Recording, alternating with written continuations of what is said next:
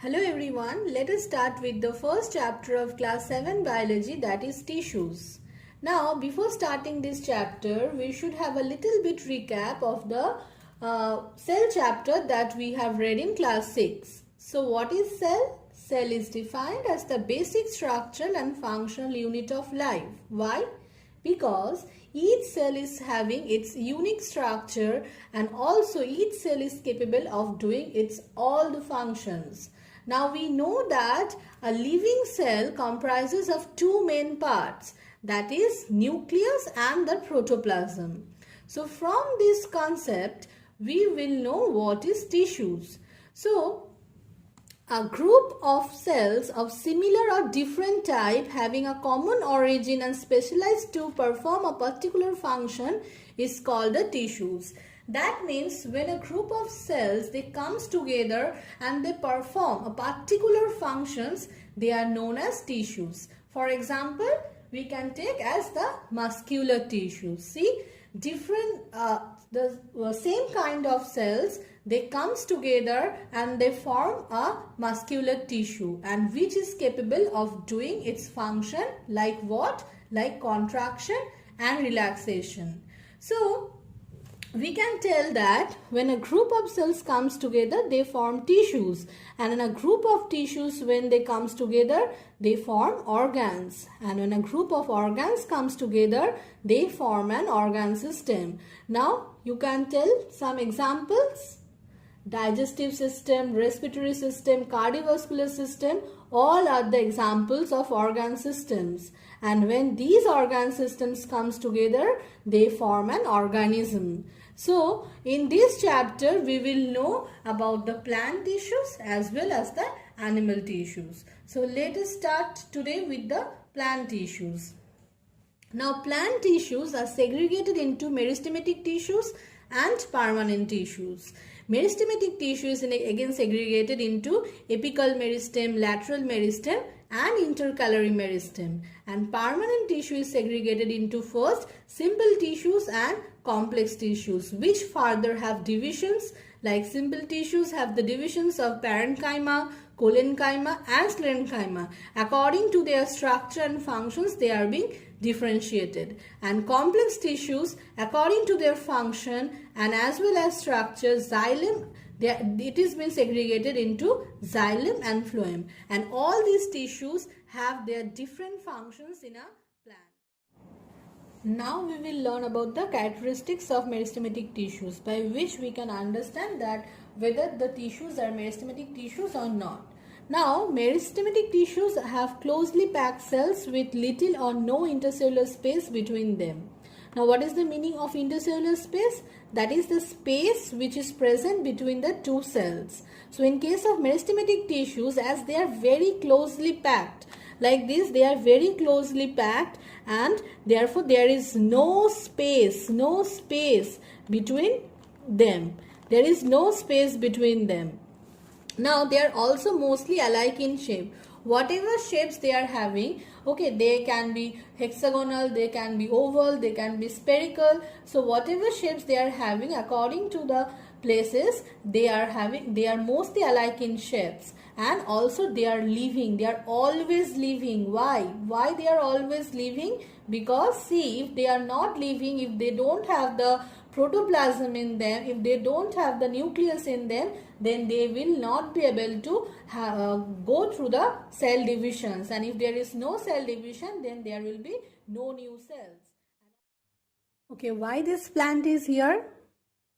To make you understand about the three types of meristematic tissues: the apical meristem, the lateral meristem and the intercalary meristem.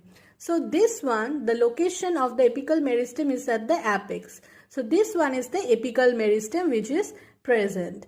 Now, what is the function of this apical meristem? They brings about an overall growth of overall increase or growth which occurs only at the apex of the roots and shoots. So, in the roots also, at the apex of the roots, these apical meristems are present, and it increases the height of the plant and as well as the increase the length of the roots. Now, we will know about the lateral meristem. So, the lateral meristem is present at the lateral side of the plant. Throughout this lateral region, throughout this whole region, this lateral meristem is present. And what is the function of lateral meristem? It gives rise to the diameter of the plant. It increases the width of the plant.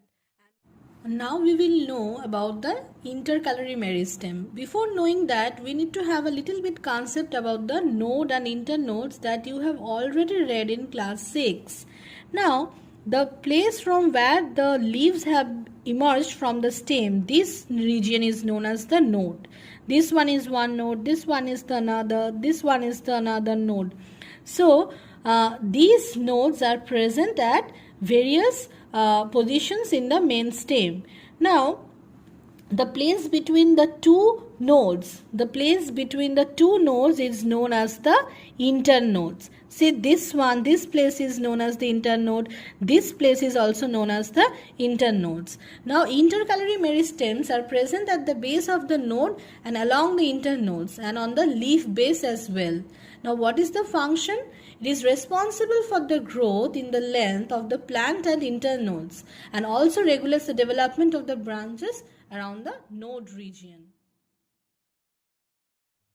Okay, why this plant is here? To make you understand about the three types of meristematic tissues: the apical meristem, the lateral meristem and the intercalary meristem. So this one, the location of the apical meristem is at the apex. So this one is the apical meristem which is present. Now, what is the function of this apical meristem? They brings about an overall growth of overall increase or growth which occurs only at the apex of the roots and shoots. So, in the roots also, at the apex of the roots, these apical meristems are present, and it increases the height of the plant and as well as increase the length of the roots. Now, we will know about the lateral meristem. So, the lateral meristem is present at the lateral side of the plant. Throughout this lateral region, throughout this whole region, this lateral meristem is present. And what is the function of lateral meristem? It gives rise to the diameter of the plant. It increases the width of the plant. Now we will know about the intercalary meristem. Before knowing that, we need to have a little bit concept about the node and internodes that you have already read in class 6. Now, the place from where the leaves have emerged from the stem, this region is known as the node. This one is one node, this one is the another, this one is the another node. So, these nodes are present at various positions in the main stem. Now, the place between the two nodes, is known as the internodes. See, this place is known as the internode. This place is also known as the internodes. Now, intercalary meristems are present at the base of the node and along the internodes and on the leaf base as well. Now, what is the function? It is responsible for the growth in the length of the plant and internodes and also regulates the development of the branches around the node region.